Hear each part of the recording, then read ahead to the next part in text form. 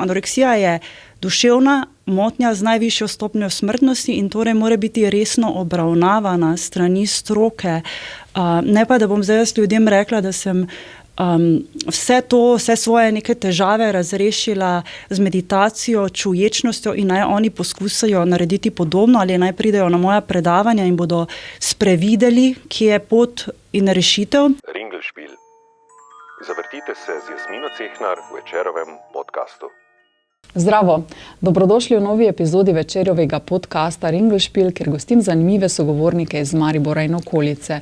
Danes je z mano sociologinja, avtorica in novinarska kolegica Danaja Lorenčič, ki je izdala novo, že 3. knjigo z naslovom Iskanje izgubljenega jaza, okrevanje s psihoterapijo.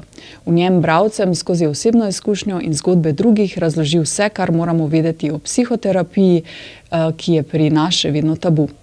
Kdaj se odločiti zanjo, kakšni so dobri in kakšni so slabi terapevti, pa o globoko zakoreninjenih predsodkih in sistemskih težavah na tem področju se bova danes pogovarjali z gostjo. Danaja, lepo pozdravljena. Lepo pozdravljena in najlepša hvala za vabilo. Preden pa gremo k pogovoru, vas gledalce in poslušalce vabim do podcastu Ringelšpil, sledite na YouTube kanalu in prek Spotifyja, objave všečkate, jih komentirate, mi pišete in predlagate goste in vprašanja. Danaja, v prvi knjigi si, kot praviš, brutalno pisala o svoji anoreksiji, v drugi o svojem pretiranem perfekcionizmu. Sedaj si se lotila psihoterapije. Vse tvoje knjige so nekako vsebinsko prepletene in njihove sosledje se zdi en tak naraven, logičen, tematski tok, pa vendar, kaj te je gnalo, da si se tokrat lotila ravno psihoterapije? Pravzaprav je ideja nastala takoj, ko je šla prejšnja knjiga pred 2 letoma nepopolna. V bistvu sem brala eno leposlovno knjigo, in sem dobila idejo, da bi mogoče napisala ali pa popisala del svojega terapevtskega procesa, ampak vendarle moj način pisanja ni leposloven, zato se nimam za pisateljico, ampak avtorico in sem se potem zadeve lotila malce drugače. Torej, prvi namen je bil, da približam zdravljenje duševnih stisk oziroma psihoterapijo uporabnikov, potem pa pač knjiga živi svoje življenje, ko pišeš. Vedela sem, da ne želim pisati samo o sebi, to se bi mi zdelo malce že narcisistično, da bi pisala torej zgolj svojo izkušnjo, ker sem to že naredila v prejšnjih knjigah, zato sem vključila zgodbe drugih, intervjuvala veliko ljudi, zgodb je bilo pravzaprav veliko več, kot jih je našlo potem pot na koncu v knjigo, ker pač pri knjigah smo avtorji omejeni stranmi.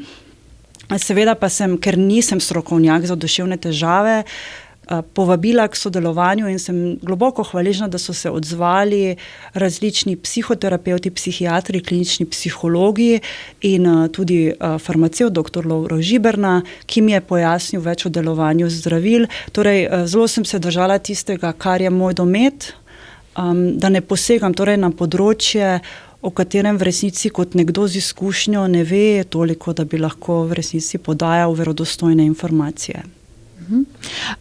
Zdaj, vseeno, kot si omenila, tudi si se lotila pisanja tega, da bi mogoče koga vzpodbudila tudi, da poišče pomoč. Zakaj se ljudje s težavami še vedno izogibajo iskanju tovrstne pomoči? Težko odgovorim v bistvu za druge ljudi. Mogoče, če zdaj sklepam po teh izkušnjah, ki so mi jih zaupali ljudje, ki so sodelovali pri knjigi, pa mogoče tudi po lastni, čeprav to ni merilo zdaj, zakaj ljudje poiščejo, pa zakaj naj bi poiskali pomoč, ampak se mi zdi, da kdaj se odločiti ali pa zakaj ne upaš poiskati, zaradi tega, ker je še vedno, še posebej, ko gre za neke zelo hude duševne stiske ali pa duševne motnje, kot so recimo anoreksija in depresija sta, se mi zdi, da je še vedno ljudi zelo sram. Da jih je strah, da bi potem okolica, zelo je odvisno tudi, kje živimo, ali živimo v mestih, ali živimo v nekih manjših sredinah, da bi potem okolica te obsojala, ne? Ker potem imaš v bistvu že tako ali tako si prepuščen na nek način sam sebi in temu strahu z mano je nekaj narobe, potem pa še mislim, živimo vendarle v majhni državi, kjer pač še vedno ta miselnost, kaj bodo rekli drugi, nekako velja in mogoče koga odvrne od tega, da bi poiskal pomoč. Mitov o psihoterapiji, psihiatriji je pa ogromno, ne? In ti si jih tudi zelo podrobno razdelala. Ja, jaz sem jih izpostavila, zagotovo so mi kakšni pobegnili, zagotovo sem kaj spregledala. Jaz sem jih poskušala povzeti pač čim več, tudi na podlagi tega, kar sem se pogovarjala z ljudmi, kar mogoče so neke izkušnje slabe tudi s terapijo ljudem prinesle in sem pač na podlagi tega želela mogoče razbiti nekaj mitov, da ko se človek pač odloča za psihoterapijo ali pa je že v nekem procesu in ima neke slutnje, da pa nekaj mogoče ni v redu. Ne vem, morda je komu lažje, če vidi stvari napisane, da torej pač ni samo plod njegove domišljije. Pa mogoče tudi zato, ker sem sama porabila kar precej časa, pa nisem mogoče prepoznala ali pa nisem želela prepoznati, da terapija, nekdanja terapija pač ne deluje. In da v bistvu ni dobro obupati, ne? Tudi to je mogoče sporočilo, ne, tvoje knjige, da se ne obupa, ampak če imaš torej neko nezadovoljujočo izkušnjo ali pa nisi podprt tako, kot želiš, ampak mogoče poskušaš s kom drugim, raziskuješ naprej. Mislim, pri terapiji gre za to, da je pač vendarle ni laboratorijska znanost. Zdaj, zelo je pomembno, kako se ti s terapevtom razumeš, zdravi predvsem terapevtski odnos. Torej, govorimo zdaj o psihoterapiji, ne psihiatrični obravnavi. In seveda ni nujno, da se boš vsakim ujel. Ni nujno tudi, da ima vsak terapevt dovolj strokovnega znanja ali izkušenj. Mogoče je dobro preveriti, kar pač jaz nisem pri prvi terapiji, ali ima terapevt, kateremu hodimo na obravnavo, dovolj izkušenj z zdravljenjem težav, zaradi katerih si ti poiskal pomoč. Ne? Zdaj, če jih nima, mogoče ni dobro ravno biti poskusni zajček. Zdaj zelo močno izpostavljaš, da tvoja knjiga ni priročnik za samopomoč. Teh se zdaj veliko objavlja, veliko je Slovencev, ki izdajajo knjige o izgorelosti, o raznih čustvenih stiskah, drugih problematikih in tudi načinih in metodah, da to pač sami, kako so to sami premagali.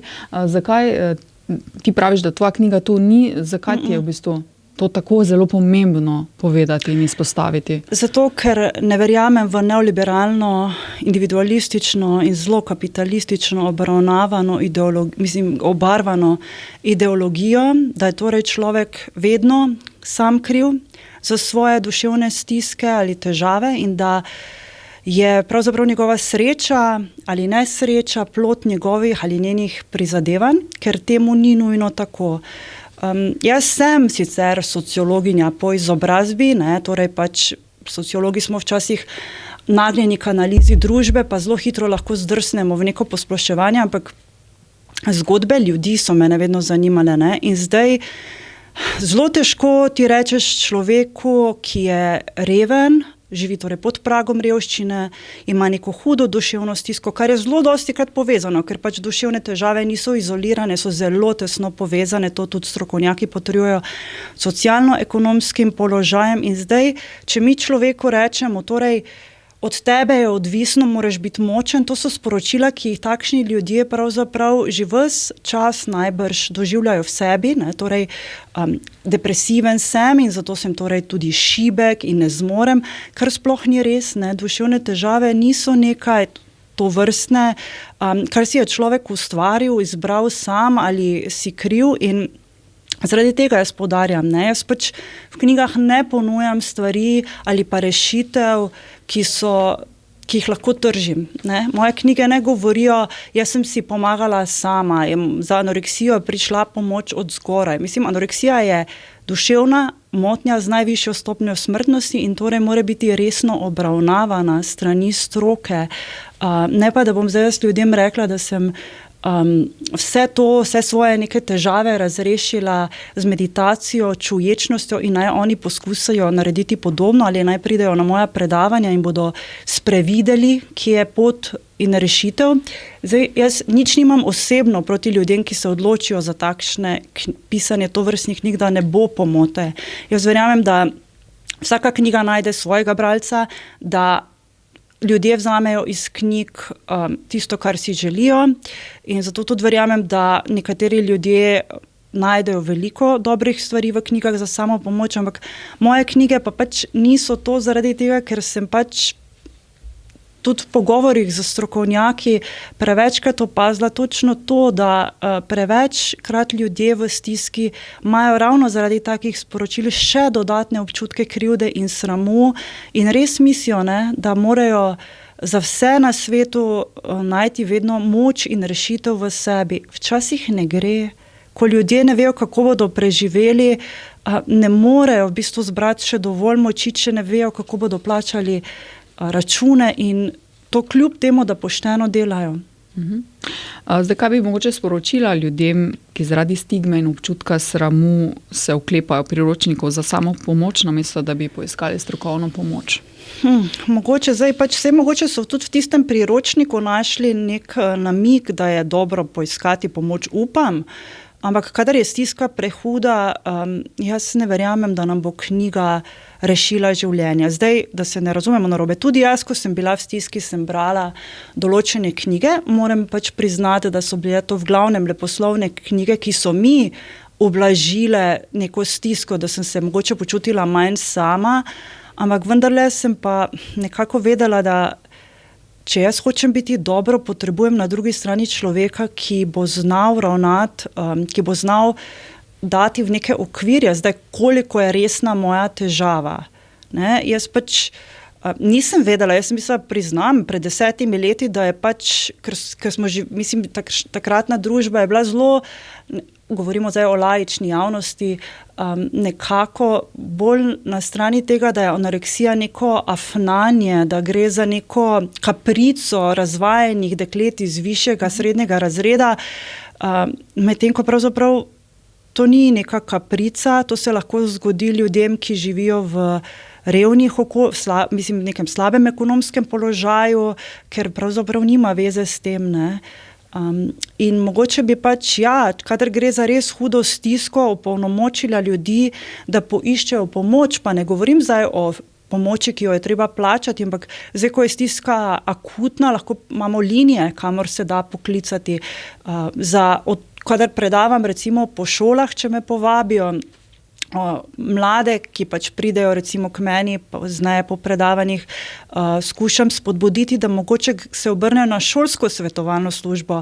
Odrasle pozivam, da kadar imajo res neko duševno stisko, ki je prevzela njihovo identiteto in recimo, če govorimo zdaj o depresiji, prevzame, torej vidiš vse črno, imaš vse tiste simptome, ki so navedeni na spletni strani recimo Nacionalnega inštituta za javno zdravje, potem je pač dobro poiskati pomoč zdravnika, torej se obrniti najprej na zdravnika, govorimo seveda, kadar je stiska prehuda, ker imamo pa potem drugi problem, da pa ljudje včasih gredo res tudi za stvari, ki niso mogoče tako hude k zdravniku. Torej, govorim jaz tukaj izključno, kadar gre za zelo hudo stisko. Ti sama si dala psihoterapevtski proces skozi več let.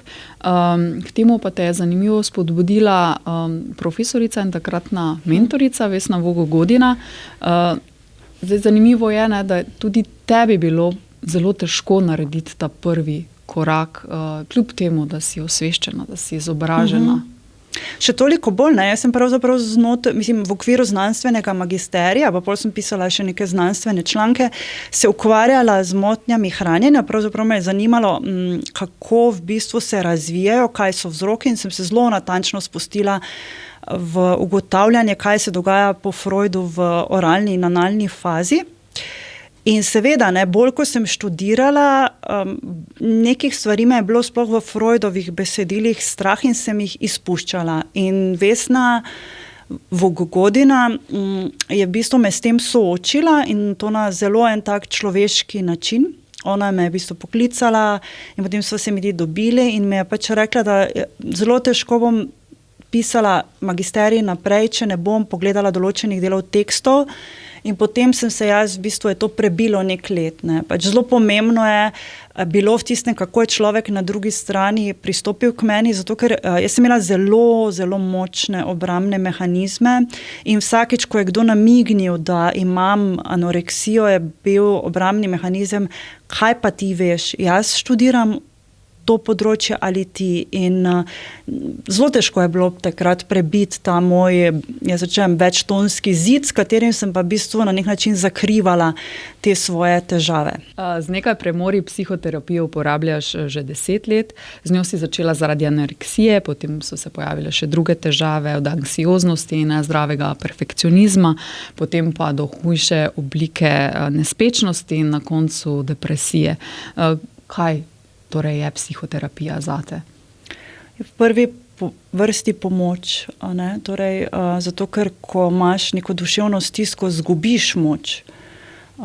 Torej, ko duševna stiska prevzame tvojo identiteto, vidiš pač vse v luči te, ne, bodi si v mojem primeru anoreksije, depresije, in v bistvu rabiš eno tako gorivo. Zdaj pri meni je bilo potrebno še kaj več kot samo psihoterapija, ampak vendarle psihoterapija mi je pač pomaga, ker pač sem se odločila za pristop psihodinamski, da sem pogledala v neke vzorce, da vem torej, zakaj so se mi nekatere stvari zgodile, da lažje prebrodim, ko se pojavljajo depresivne epizode, da mogoče celo znam že tudi kakšno preprečiti, se izogniti temu, pa mogoče tudi zato, ker jaz sem večino življenja mislila in mislim, pravzaprav sem bila trdno prepričana, da sem sama kriva za svoje težave in da jih moram tudi sama nujno rešiti.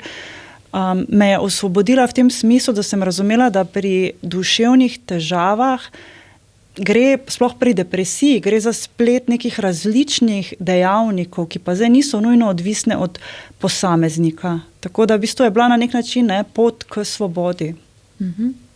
Odlična se mi je zdela misel ene od intervjuiranih gospa, mislim, da, ki se je vključila v knjigo, in sicer, da je psihoterapija koristna, ker te oklofuta, sooči s sabo in prizemlji. Je tudi tebi to naredila?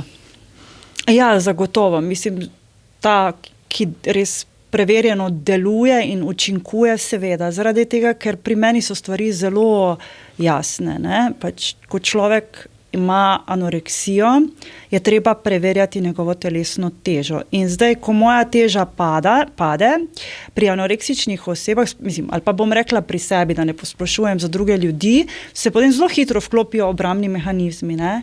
Imela sem druge težave, nisem mogla paziti na hrano, ampak to je vse v bistvu bla, bla, bla, bla, bla. In takrat rabiš pač eno tako, odločno, usmerjeno, ne pa spet takšen pristop, da pa se spet privzemaš občutke krivde. Zdaj, zato, ker kadarkoli sem jaz privzemala občutke krivde, in to sem počela ves čas znotraj terapevtskega procesa in v življenju nasplošno, je to precej destruktivno. Ne? V bistvu potem se samo v bistvu kriviš in se vrtiš v nekem začaranem krogu, namesto da bi pač stvari pretopil v neko aktivna dejanja in jih obrnil v bistvu sebi v prid, torej da lažje premostiš neke težave.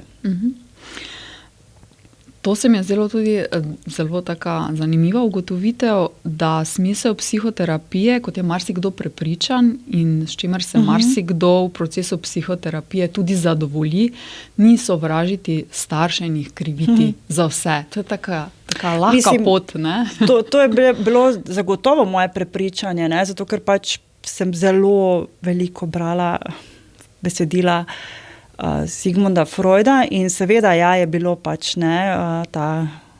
če zelo karikiram, kriva je mama za vse težave. Vse to na nek način sem v bistvu sama znotraj magistrskega naloge preučevala, ampak to so zelo tako plastične stvari. Ni krivda in tudi potem ni nujno, da izgubiš starše zaradi tega, ker si pač globoko pogledal v neke vzorce. Mogoče v nekem obdobju se malo oddališ, mogoče če se celo razjeziš na njih, mislim na tiste pretekle starše, ampak v resnici lahko potem te odnose na novo vzpostaviš, ne? Lahko se morda celo okrepijo, tako da ni nujno, da boš zaradi psihoterapije sovražil svoje starše, to je spet en tak mit, se mi zdi, ne?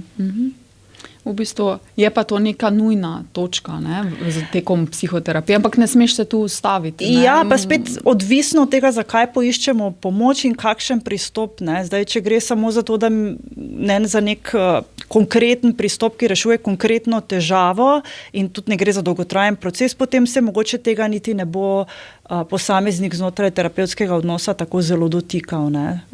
Ni nujno, tudi niso vsi ljudje pripravljeni pogledati mogoče v svoje otroštvo, v svoje vzorce in tudi s tem ni čisto nič narobe. Ne. Skozi leta psihoterapije si ugotovila, da imaš težave z izražanjem pristnih čustev, kot sta jeza in bes, zanikanjem ranljivosti, težave v odnosih, ker ne znaš postavljati meje ljudem, da imaš v bistvu sindrom enega pridnega, ustrežljivega dekleta. Zdaj, to so stvari, ki so globoko zakoreninjene v marsikateri zlasti ženski. S kakšnimi orodji te v bistvu opremila psihoterapija, da znaš danes stopiti stran od teh škodljivih vzorcev? Zdaj, jaz ne bi mogla reči, da sem popolnoma stopila v stran, mislim, da sem pač še vedno človek v procesu življenja, tako da marsikaj, kaj sem tudi, to napišem v knjigi, znotraj terapije mogoče sprevidela, spoznala bom še zagotovo v življenju, kdaj tudi kaj naredila drugače, mogoče bom še kdaj, imela tudi neke izzive in ne vem, kako se bom odzvala na njih. Mogoče z nekim občutkom lastne vrednosti, da se mogoče ne bojim več tako zelo odzivov drugih ljudi. To ne pomeni, da me ne prizadanejo. Še vedno sem ranljiva v nekaterih pogledih, še vedno čutim, ampak zdaj mogoče pogledam ta čustva, ne bežim več stran, torej ne najdem načina za soočanje s čustvi, tako da ga blažim simptomom. Moj simptom je pač bil, recimo, če sem zelo konkretna, kadar so me ljudje, ne vem, užalili, prizadeli, kakorkoli, kaj takšnega, sem jaz potem kaznovala sama sebe. Ne? Pri anoreksiji je pač bilo to potem, da sem manj jedla, ker ne zaslužiš si, ali pa da bi zelo hitro zdrsnila v neko temo. Zdaj, recimo, se znam bolj nekako ozavestiti, da vse to čutim in malo posedeti s temi občutki. Prej pa sem ves čas bežala, ne? Manj rabim te simptome duševnih težav, da prebrodim neka neprijetne občutja. Ne? Prej sem jih pa v bistvu na ta način, ne bi ravno rekla pometala pod preprogo, ampak zakopala nekam globoko vase, da se mi s tem ni treba ukvarjati. Zdaj jih prepoznavaš in jim pogledaš v oči v bistvu. Ne? Ja, kar zagotovo ni prijetno, ampak se mi zdi pa že pač nek korak naprej, da pač vsaj to moč imam, da se zmorem soočiti z njimi, da ne grem se zdaj odklopiti, otopeti od tega samo zato, da se ne rabim s tem soočati. Pronicljiva se mi je zdela tudi tvoja ugotovitev, da v psihoterapiji ni hitrih odgovorov in rešitev, ampak se naučimo postavljati prava vprašanja. To je verjetno en zelo pomemben korak ali pa stopnja, ne, v psihoterapiji, da prideš do te točke, ali je to pač bilo specifično pri tebi? Jaz mislim, da je spet to zelo odvisno, ne? Spet od pristopa, od terapevta, od posameznika, ker pri meni pač gre za pristop, jaz sem izbrala pristop, ki je bolj dolgotrajen, psihodinamski, mogoče pri kakšnem, ki je bolj kratkotrajen, stvari potekajo drugače, težko sodim, ker pač imam izkušnjo s tem pristopom, ki sem ga omenila. Tako da je to zelo različno, ne? Prava vprašanja pa, jaz bom rekla, mogoče drugačna vprašanja si postavljam zdaj, ki niso mogoče več samo tako zelo vame usmerjena, ne? Ampak pač, ko narediš malo korak v stran. Sedaj pa mogoče eno praktično vprašanje, ki verjetno zanima vse. Kdaj smo zreli za psihoterapijo? Kdaj moramo poiskati strokovno pomoč? Jaz ne bi rekla zreli, ker jaz ne dvomim, da sem bila zrela, ko sem poiskala pomoč po letih že, ne, po neki notranjem svetu pa ne, ampak ko je res ta stiska prehuda, ko vidiš samo temo, ko pomišljaš o tistih stvarih, o katerih zelo težko govorimo, ne? Torej, da vse skupaj nima smisla. Mislim, takrat je absolutno, ne bom rekla, da ravno psihoterapijo, ampak treba poiskati eno tako res konkretno zdravstveno pomoč, ne?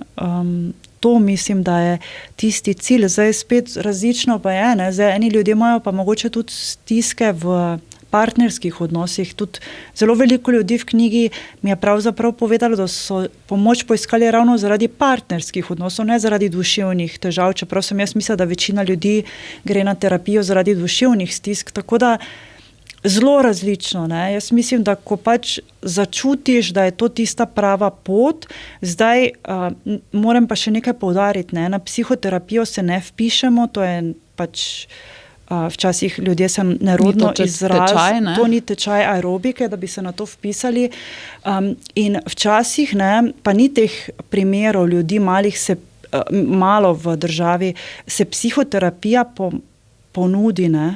Lahko imamo neko mamico, ki ne vem, se rodi otrok z neko hudo boleznijo, ali pa mamico, pri kateri prepoznajo zdravstveno osebje v bolnišnici, da ima hudo poporodno depresijo in se ljudem takim ponudi pomoč, ne. Tudi poznam osebe s hudo obliko anoreksije, ki se jim je pomoč strani zdravstvenega osebja ponudila, ne. In takrat pač se mi zdi, da je dobro, da človek to pomoč sprejme, ne. Ko nekdo, ki zadeve vendarle pozna, vidi, da ti v bistvu poda roko, ne. Verjamem, da je težko, ker pač marsikdo, vsaj jaz vem, da sem to doživi kot napad ali pa kot z mano je nekaj narobe, ampak včasih je dobro zaupati, ne. Vem pa, kako močen je ta strah, ker sem ga imela tudi sama. V Sloveniji psihoterapevtska dejavnost ni ustrezno zakonsko urejena in nihče ne opravlja tudi nadzora nad njo.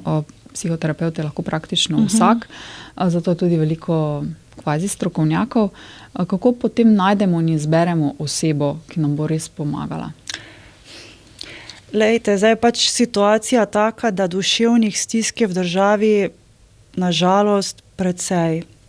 Govorim torej o hudih duševnih težavah.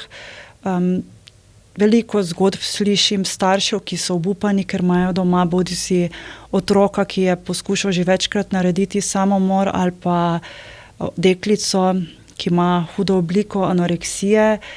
In te pomoči nažalost ni dovolj, zato ker so trenutno pedopsihiatrija v Mariboru in Ljubljani pokajo po šivih. O tem govorim. Jaz govorim torej o tem, da so nekatere stiske res zelo, zelo hude in da se pravzaprav lahko tudi zelo dolgo čaka na to, da človek potem pride do kliničnega psihologa, ne, ki pač napotnico izda zdravnik, ali pa recimo tudi za psihiatra najbrž.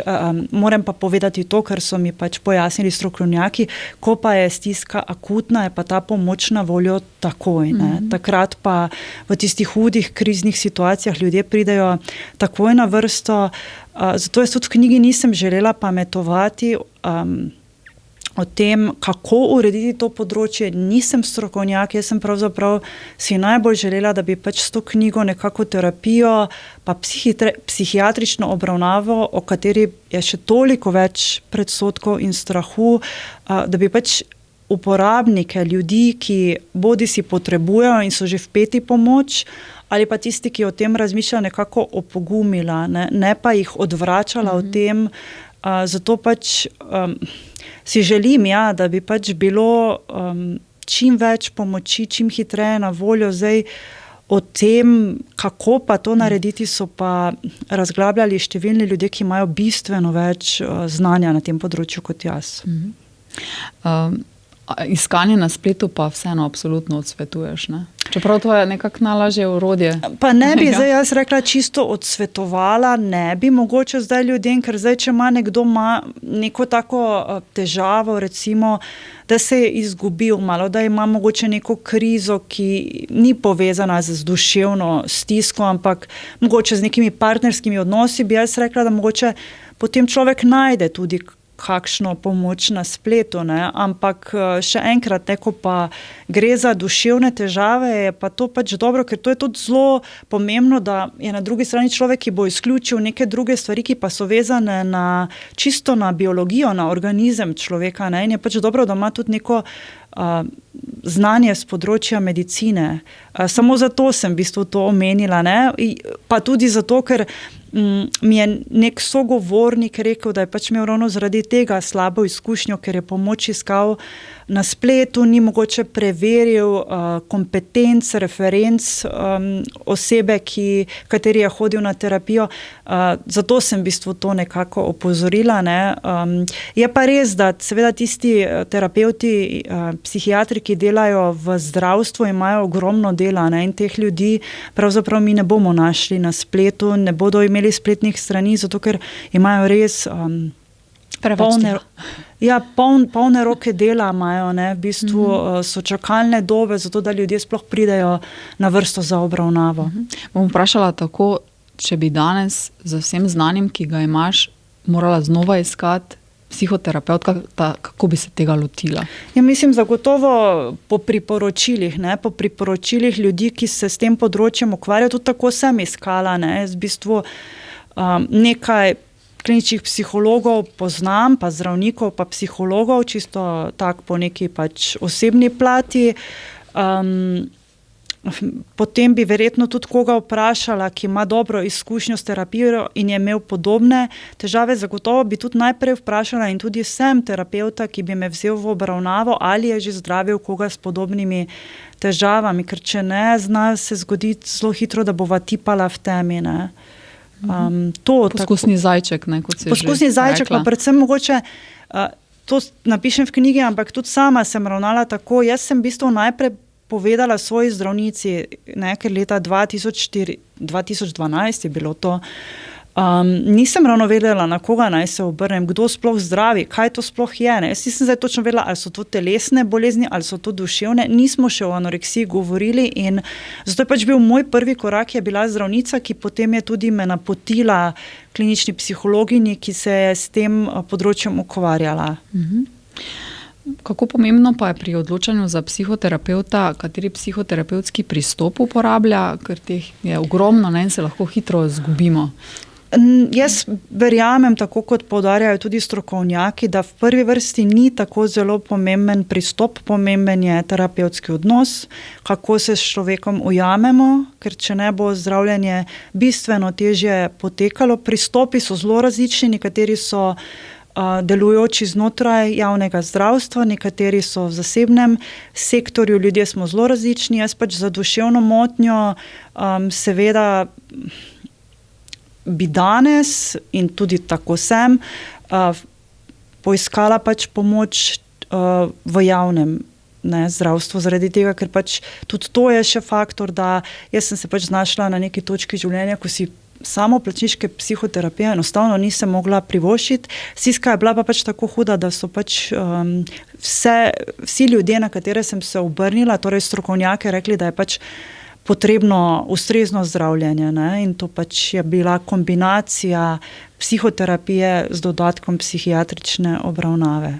Ampak tvoja prva izkušnja z sicer psihologinjo v zdravstvenem domu pa je bila v bistvu kar šokantna, ne? To so bile stvari, ki pišeš, ki so v bistvu nedopustne. Ja, zdaj seveda takrat sem nekako nastopala iz pozicije ranjenega otroka, ne? Danes gledam malo na to drugače, tako da bi v zagovor tej klinični psihologinji rekla to, takrat bi lahko nasproti mene sedel najboljši terapeut. Če človek ni pripravljen na pomoč, jaz sem pomoč poiskala tik pred selitvijo na Dunaj. Zdaj, večina terapevtskih obravnav poteka enkrat na teden. Zdaj, če ti poiščeš pomoč tik preden se nameravaš preseliti v drugo državo, to pomeni, da nisi pripravljen hoditi na obravnavo vsak teden. Me je pa pač malce mogoče šokiral njen pristop. Ne? Jaz sem si pač predstavljala malce drugačno terapevtko, bolj drugačen način govora. Ne? To so vse take stvari, ko pač človek znotraj terapije mogoče, nekateri smo, nekateri nismo pozorni. Mene je pač malce šokiralo, zato ker mi je začela pojasnjevati stvari, da če bom pridobila več telesne teže, bom bolj privlačna za moške.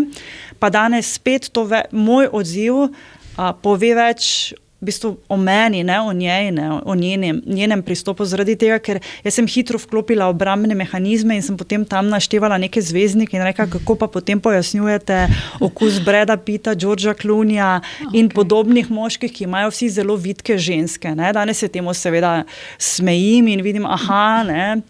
Ampak ne, takrat sem bila popolnoma odtujena od svoje ženskosti, od svojega telesa, tako da vprašanje, kaj bi bilo, če bi me takrat soočil nek človek, ki bi rekel, gre za resno težavo, ne vem. Zdaj, verjetno če bi mi nekdo rekel, da gre za vprašanje življenja in smrti, to bi slišala, sicer pa ne. Torej, jaz ne verjamem, da je pač možno sprejeti učinkovito pomoč, če ti nisi pripravljen sodelovati. Ne? Govorimo zdaj torej o psihoterapevtski obravnavi. Tako.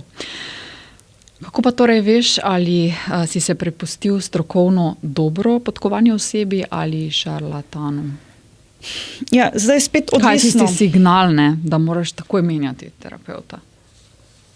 Zdaj zagotovo, če se stiska poveča, če so zdaj simptomi vedno slabši, recimo, ne vem, če si ti depresiven in je vedno več depresivnih epizod, čeprav hodiš že, rečemo, več let v obravnavo, ali pa ne vem, v mojem primeru, če imaš anoreksijo in zgubiš težo po dolgoletni terapiji, potem zagotovo nekaj ni v redu. Zdaj, potem seveda, če pride do kakršnekoli zlorabe zaupanja, ker pač terapevtski proces temelji na občutku varnosti, meje morajo biti zelo jasne, zato ne sme priti do nekih prekoračitev meja.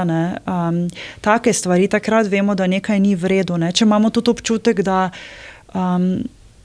ne moremo biti varni, da terapevt mogoče informacija o nas širi, čeprav jaz srčno upam in želim verjeti, da takšnih terapevtov v naši državi ni. Jaz pač to upam, da se take stvari ne dogajajo, ampak se bojim, da se. Saj tudi sama si imela takšno izkušnjo, da si imela občutek, da mogoče pa je bilo vseeno tvoje zaupanje zlorabljeno na nek način, čeprav si vseeno privolila, da je ta prva psihoterapeutka v bistvu uporabila vajn pogovor, ampak te mogoče vseeno malo preveč izpostavila. Mislim, mogoče sem bila preveč izpostavljena, pa predvsem jaz sem imela ta vzorec ustrežljivke, in ko si ti ustrežljivec, jaz mislim, da bi dober terapevt, strokovno podkovan terapevt prepoznal, da ti nisi opremljen reči ne. Ker pač ne, če mene nekdo povabi, da jaz govorim ali pa predvsem, da se napiše torej prispevek o meni, o mojem terapevtskem procesu, ker bom s tem pomagala drugim, seveda. Saj jaz tudi knjige v prvi vrsti, vedno je bilo moje vodilo, zato da mogoče komu olajšam, pomagam, mogoče razbremeniti neko stisko. Jaz si sicer ne domišljam, da moje knjige ljudem spreminjajo življenja, da ne bo pomote, ampak pri meni je pač to vedno vodilo. In zdaj, če nekdo pritisne na to, s tem boš pomagala, seveda bom naredila to brezplačno, da ne bo pomote. Seveda, in ta del mi ni žal, mogoče samo težava bila v tem, če gledam nazaj, jaz sem takrat šele začenjala s terapevtskim procesom, šele dobro, in jaz nisem bila ravno zgodba o okrevanju, pa mogoče tudi identiteta res ni bila dovolj prekrita, s tistega prispevka pravzaprav vsak lahko razbral, za koga gre. V tvoji knjigi osebe s terapevtsko izkušnjo pričajo o slabih izkušnjah, to si že omenila. Za psihoterapevti, kakšno škodo v bistvu lahko naredijo eni šarlatani? Mislim, ljudje lahko potem res, tista končna škoda je, da se nekomu stanje tako zelo poslabša, da naredi tako, kot je v knjigi nek primer navedla ena od psihiatrinj in psihoterapevt, da lahko človek naredi samomor, torej, ampak sreča pač v nesreči je bila tam, da je človek preživel, da je poiskal potem pomoč v dežurni ambulanti. Zdaj, ko gre za hude duševne stiske, potem je res dobro, da ljudje, ki upam, no, da znajo se nekako zavedati dometa svoje stroke, koliko lahko človeku pomagaš in če mu ne moreš, če gre za nekaj, kar presega tvoje znanje in kompetence, je smiselno in dobro in odgovorno, ne nazadnje, da napotiš takšnega človeka drugam, ne pa da mu zaračunavaš obravnavo, ki v bistvu ne dosega nekih ciljev, ne. Ampak spet, ja, to ni tržno, ne. Torej, da rečeš, pojdite k zdravniku, tega ne moreš tržiti, ne. In zato sem prej poudarila, da pač danes se prevečkrat poudarjajo rešitve, ki jih je mogoče tržiti, ne pa tiste, ki so na voljo in v resnici, do katerih ima vsak državljan, ki ima pač v tem primeru, zdaj govorimo o zdravstvu, urejeno obvezno zdravstveno zavarovanje, dostopne. O tem govorim, da pač ni nujno, zdaj, da plačujemo, če nimamo denarja, ne, in odgovornost terapevta, ki vidi, da je človek v stiski, pa da si že komaj odtrga tisti denar, da plača terapijo, je potem, da si pač prizna, ali lahko pomagam, ali ne morem pomagati. Ne. To je tisto, kar se mi zdi bistveno. Ni sicer nujno, ne, da bo tudi en strokovno izobražen posameznik, torej uradni terapevt, dober terapevt. Ja, to je tudi treba poudariti. Absolutno, zato jaz ne želim govoriti, ne, ta pa ta terapevtka, ta pa ta terapevt je dober, ta pa ni. Ne postavljam se na nobeno stran. Seveda, zato ker je ključno, kako se s terapevtom ujameš. In zdaj mogoče znotraj zdravstva se tudi ne ujameš. Ne najdejo vsi, kot mi je zaupala ena od psihologin, ki se ukvarja ravno s preprečevanjem samomora, Vita Poštovan. V zdravstvu so tudi ljudje obremenjeni, preobremenjeni, ne najdejo vedno sočutne besede. S tem, to ne pomeni, da zdaj opravičujem kogarkoli, ampak da je pač vedno treba razumeti, ne, več plati. In to sem pravzaprav upam, da uspela s to knjigo pokazati, ne, da pač ne kažem s prstom, k komu iti in k komu ne iti, ampak ljudi opolnomočiti pač, da se obrnejo na strokovno pomoč. In jaz sem se v bistvu tudi osredotočila na zdravljenje duševnih stisk znotraj javno zdravstvenega sistema, izključno zato, ker je to pač pomoč, ki je brezplačna, ker se obračam na ljudi, ki nimajo denarja, da si poiščejo neko terapijo, ki jih bodo stale toliko, da bodo morali kaj vzeti kredit. Saj ne pravim, da ljudje vzamejo kredit, ampak to v bistvu ni zagotovila, seveda ni zagotovila, je pa veliko zagotovilo to, da opažaš, da vse simptomi tiste najhujše duševne stiske izzvenijo.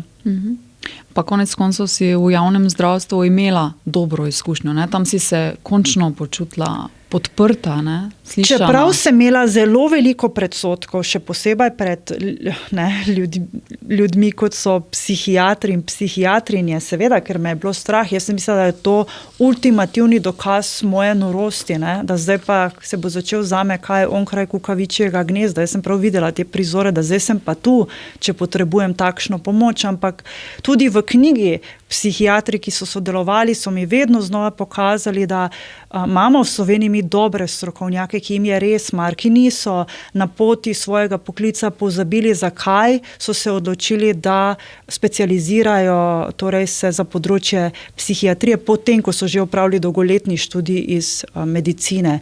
Tako da ja, seveda, jaz sem tudi imela veliko nekih strahov in predsodkov. Kako si se potem soočila z njimi? Ja, izkušnja, ne. Izkušnja je vedno najboljše, ne. Sej, zdaj najlažje je doma imeti neke teorije o tem, kdo so psihiatri, koga zdravijo. Se ne veš, dokler ne poskusiš, ne veš, isto je s terapijo, dokler ne poskusiš, ne veš, kateri pristop je zate dober, ne veš, kdo ti lahko pomaga. In seveda je najslabše, da ko imaš duševno stisko, da si z njo prepuščen sam sebi. Tako da jaz sem imela res v javnem zdravstvu to srečo, da sem naletela tako na zelo strokovno psihoterapevtko, ki ima izkušnje z zdravljenjem motenj hranjenja in zraven psihiatrinjo, ki je zelo strokovna, tudi zelo prijazna, zelo sočutna. Zato, ker me je bilo strah, ja, seveda, jaz sem mislila, da bom prišla tja in bo to nek človek, ki mi bo napisal samo recept in me ne bo pogledal niti v oči in je dragoceno, ko naletiš na človeka, ki razbije in razblini vse tvoje predsodke in imaš občutek, da si v varnih rokah. Da so tu ljudje, ki ti bodo znali pomagati in ti želijo pomagati, ne nazadnje, ne pa samo zato, ker je pač to njihova služba in morajo pač odkljukati, da si bil sprejet, da so te obravnavali. Ti si potem tudi dobila predpisane antidepresive v bistvu in pa tudi uspavala. Do tega je v družbi tudi toliko predsodkov, ne? In takšen strah, v bistvu je ta strah upravičen. Spet kakor za koga, ne? Bi pa recimo rekla, da pa sem zelo hvaležna, da smo v Sloveniji dobili knjigo, ki sem jo sicer brala v izvirniku Aleksandra Stankoviča, ki tako kot jaz poudarja, da depresija je bolezen. S to boleznijo se da živeti, če je ustrezno zdravljena. Ljudi verjamem, da jih je sram, ampak jih res ne rabi biti sram. Pravzaprav gre na nek način, če malo karikiram ali pa zelo enostavno povem, za bolezen možganov. Torej pač rabiš ti določena zdravila, gorivo, zdaj, ko gre za zelo hudo obliko depresije. Obstajajo različne oblike depresije, torej blaga, zmerna, huda. O tem, prosim, jaz nisem pravi naslov, da bi razglabljala o tem vedo več povedati ljudje, ki so se za to izobraževali. Je pa zelo pomembno, seveda, da imamo na drugi strani strokovnjaka, ki točno ve, za katero obliko depresije gre in kaj je potrebno. Ne? Ker če gre zdaj za neko blažjo obliko, je potem včasih psihoterapija dovolj, ni nujno vedno, torej pri vsaki depresiji, vsaki obliki potrebno zdravljenje z zdravili. Ne? Najbolj učinkovito, tako so mi pa povedali in razložili strokovnjaki, pa je velikokrat ravno to, da probajo torej oba načina, ne? In psihoterapija in zdravila. Ne? So pa tudi ljudje, ki se odločijo samo za zdravila in spet, kdo sem jaz, da sodim. Različni smo. Ne?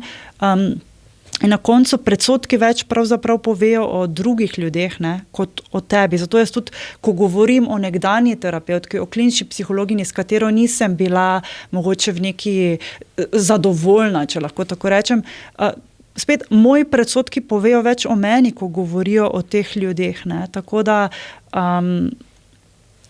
ja, pač zaupati, da pomoč je, ne, pa jo poiskati, kadar je stiska prehuda.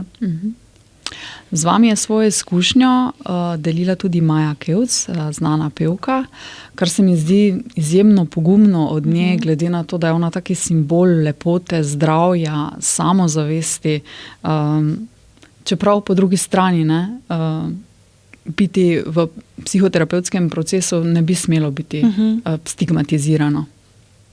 Maja je, ja, predvsem mogoče s to izkušnjo, ki mi jo je zaupala, simbol poguma, pa simbol pristnosti. Ne? Jaz mislim, da tudi o tem priča njena glasba. Jaz sem ji globoko hvaležna, da je to zgodbo podelila. Ko sem iskala sogovornike, Maja mogoče ni edina znana oseba v tej knjigi, bi želela poudariti, ampak pri Maji je šlo za to, da sem jaz njo iskreno vprašala na koncu, če želi biti anonimna. Meni je bilo popolnoma vseeno, jaz vedno delujem tako, da zaščitim človeka, ker vedno pravim tako, meja med novinarstvom in mrhovinarskom je zelo, zelo tanka in jo lahko zelo hitro prestopimo.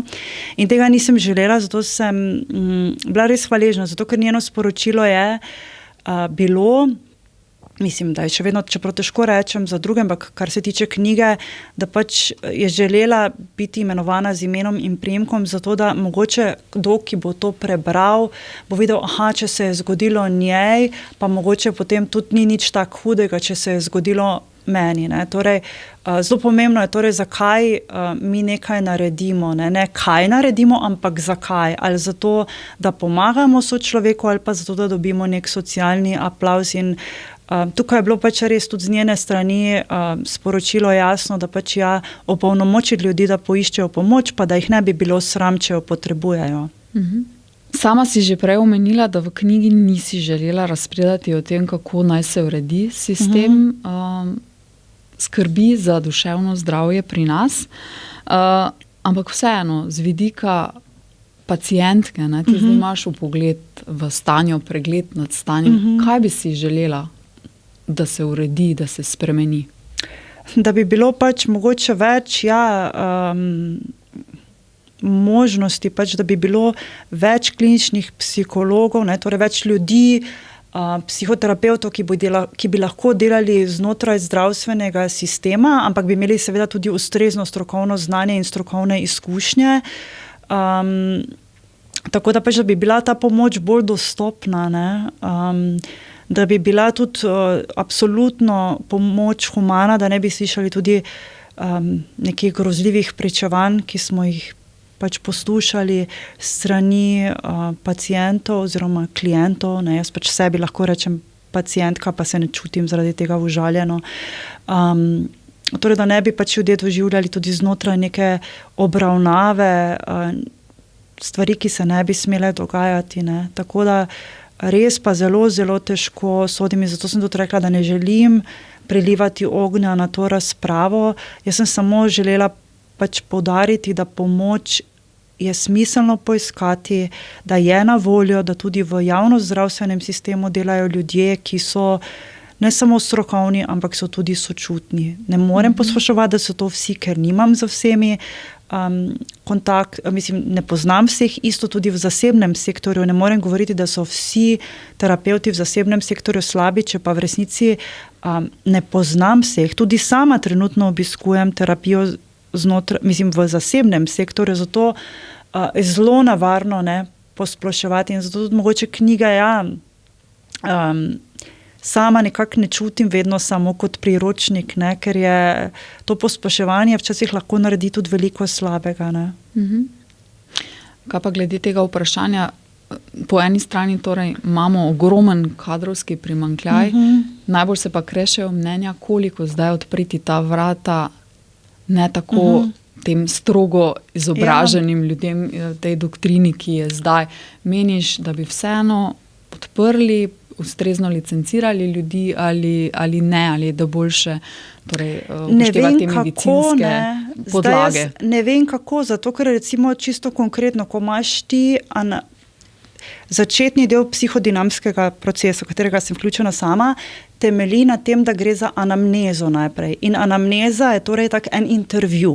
To poteka tudi v drugih terapevtskih pristopih, ampak konkretno pri psihodinamskem, ki je eden od priznanih terapevtov znotraj specializacije klinične psihologije, gre za to, da terapevt že v tisti začetni fazi izključi vse druge bolezni. Zdaj, težko je izključiti druge bolezni, če nimaš znanja iz medicine, ne? Ampak spet jaz govorim zdaj tukaj o anoreksiji, depresiji, tovrstnih, ne, mogoče pol bipolarna motnja, kakšne psihoze. Zato je pa treba imeti ustrezno strokovno znanje, zato ne vem, ne, kako odpreti ta vrata, ne? Jaz seveda absolutno verjamem v povezovanje strokovnjakov. Jaz mislim, da tudi strokovnjaki, ki nimajo medicinskega znanja, imajo znanje, tega nikakor ne izpodbijam, ampak ne vem, kako zdaj v bistvu odpreti ta vrata, ne? Zato ker ne vem, kako boš pomagal človeku z neko akutno duševno stisko, in kako boš izključil, da ne gre še za neke druge pridružene motnje ali pa celo fiziološke bolezni, ne? To je edino tisto, kar ne vem. Morda še za konec en razmislek, in sicer ali to, da obisk psihoterapeuta pri nas vseeno postaja neka normalnost, vse bolj normalna stvar, je znak nekega družbenega napredka, ali je morda tudi pokazatelj, da sedaj tudi pri nas postajamo vse bolj postmoderna, kapitalistična, odtojena družba, ker je vse več duševnih stisk, ker je vsak nekako otok zase in pojenja ta moč skupnosti, ki bi kolektivno skrbela za duševno zdravje svojih članov? Zdaj, to je zelo težko reči, ker sem jaz bila tudi prepričana, da je danes duševnih stisk več. Zato sem se o tem posvetovala z ljudmi. Zdaj, težko mi rečemo, da je teh stisk več. Samo ljudje več iščejo pomoči. Stiske so bile, ne? Tu zdaj mogoče bi tudi bilo dobro pogledati statistiko samomorilnosti kot sociologinja, ne. Stiske so bile so prej, bile so danes. Isto je z anoreksijo. Anoreksija je bolezen, ki sodi že v 19. stoletje. To ni stvar postmodernizma. Tako da mogoče psihoterapijo ljudje bolj poiščejo, zato ker je danes o tem več govorimo, kar je definitivno dobro. Zato jaz tudi vedno pravim, da nisem eden od tistih ljudi, ki verjame, da je bilo nekoč vse boljše, danes ni. Ja, dobro, sicer meni je bil sistem pravičnosti zagotovo boljši v preteklosti kot danes, ker pač neoliberalizem mi ni blizu. Ampak je pa dobro to, da ljudje so bolj ozaveščeni, prej poiščejo pomoč, so pripravljeni poiskati, govoriti o tem. Tudi se mi zdi, da o čustvih, o stiskah se več govori in to ni nujno slabo, ne. Mogoče komu to ni všeč, ampak mogoče pa komu to lahko pomaga, ne. Zato, ker več, ko o tem govorimo, bolj se razbijajo in razblinjajo neki predsodki. Imaš kakšno sporočilo za tiste, ki so trenutno v stiski in ne vedo, kako naprej? Zagotovo, ne, če ste v hudi stiski, najprej prvi korak je najtežji, ne odlašati z njim, je treba iti k zdravniku, če je to mladoletna oseba, mogoče tudi šolska svetovalna služba, bi pa želela za konec še nekaj poudariti, ne. Tako kot ne gremo za vsako bolezen k zdravniku, ne gremo za vsako stvar k terapevtu. In kar jaz v današnji družbi pogrešam, je en tak pomen, in to tudi poudarjajo strokovnjaki, skupnosti. Tragedije, slabe stvari so se dogajale v času naših dedkov in babic, vojne, lakota, vse to so dajale generacije pred nami skozi, ne. Mi danes pač o tem več govorimo, pa vendar, kadar se je včasih človeku zgodila neka taka stiska, recimo, ki se ji noben od nas ne more izogniti, da ti nekdo bližnji umre, se je skupnost zbrala okrog njega in mu je stala ob strani. Torej, zelo veliki pomen ima skupnost.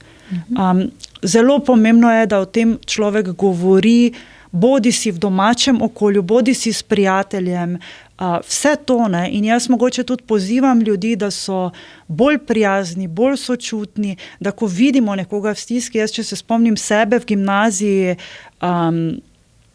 se spomnim predvsem tega, da ko sem videla neko sošolko v stiski ali z modrico, nisem pogledala vstran, ampak sem vprašala, kako ti lahko pomagam. Jaz ne pravim, da sem zaradi tega ji spremenila življenje, ampak da pokažeš, da ti je mar za sočloveka. To pa ima čisto vsak od nas, ima zmožnost kdaj pristopiti k sodelavcu, bližnjemu, sosedu, prodajalki v trgovini. Čisto vsak od nas se vsak dan odloči, kakšen bo, ne. Zdaj pa pač, kaj je tvoja vizija? Jaz kot svoje poslanstvo ne čutim to, da pišem knjige, če sem čisto iskrena.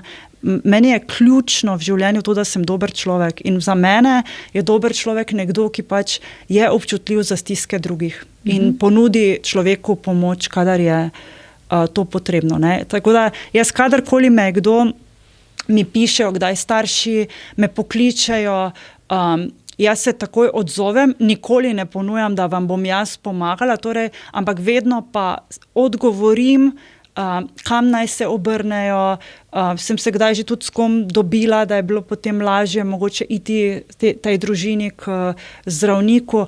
To je vse, kar jaz lahko naredim. Ne morem pa ljudem žal, nimam strokovnega znanja, da bi jim pa lahko strokovno pomagala. Jaz lahko samo opozorim, pa mogoče koga spodbudim, da gre po pomoč.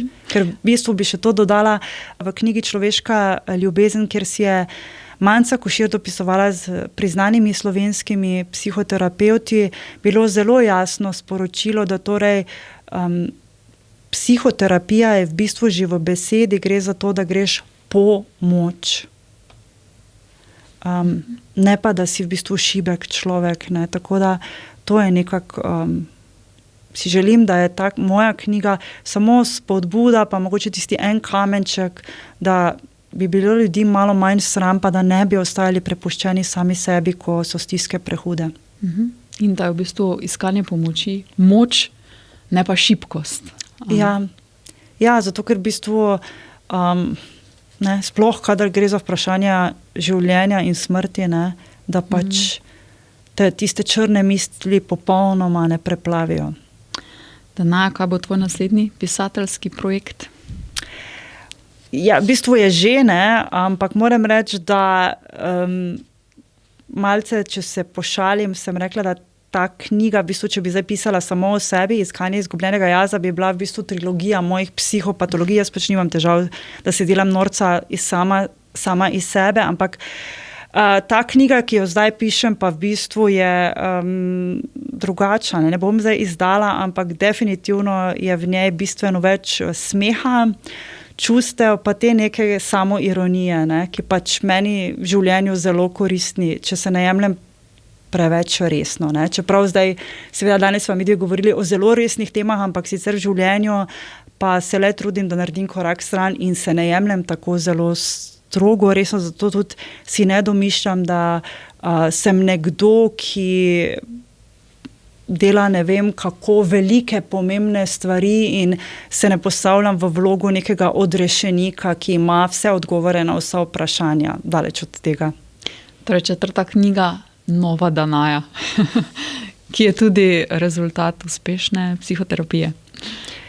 Pa ja, jaz mislim, da ja, predvsem pa bi rekla, da je mogoče rezultat te neke radosti do življenja, pa predvsem do ljubezni do knjig. Ne. Jaz moram reči, da zelo veliko mi pomenijo knjige tujih avtorjev, zato tudi ne počutim se več tako lagodno v tem, da promoviram svojo knjigo, bom iskrena, ker imamo v Sloveniji res ogromno odličnih pisateljic in pisateljev, ki znajo ustvarjati tako lepe, fiktivne svetove in to je zame res prava umetnost in vedno globok poklon vsem, ki zmorejo in znajo pisati odlično leposlove, ker meni pravzaprav v trenutkih neke hude teme so mnoge leposlovne knjige pravzaprav zelo pomagale. In zdi se mi tudi odlično, da tako promoviraš slovenske avtorice, predvsem avtorice, ne, na Facebooku in jim daješ mesto in glas in nas tudi osveščaš o tem, kaj je dobra literatura.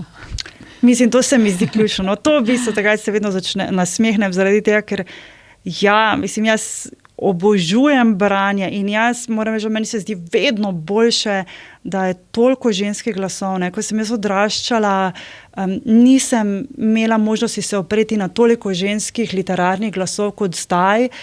Jaz priznam tudi zdaj, letos šele, ampak to zato, ker pač prej ne bi zmogla, sem brala ključno delo, ki bi ga najbrž morala brati že v gimnaziji, pa mi v šolskem sistemu ni nihče povedal zanj.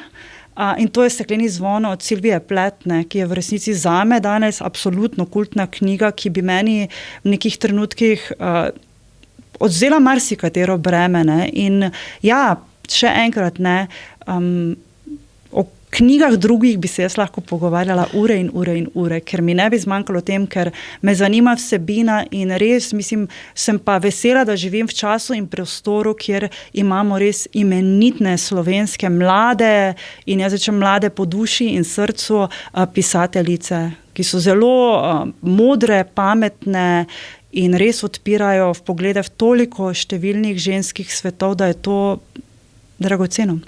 Danaja, vidim, da te bom morala povabiti še enkrat v bližnji prihodnosti. Hvala, ker si bila moja gostja in za zelo zanimiv pogovor. Hvala za vabilo in vprašanja. Vas, spoštovani gledalci in poslušalci, pa vabim, da nam sledite podcastu Ringelspiel na YouTube kanalih, prek Spotifyja.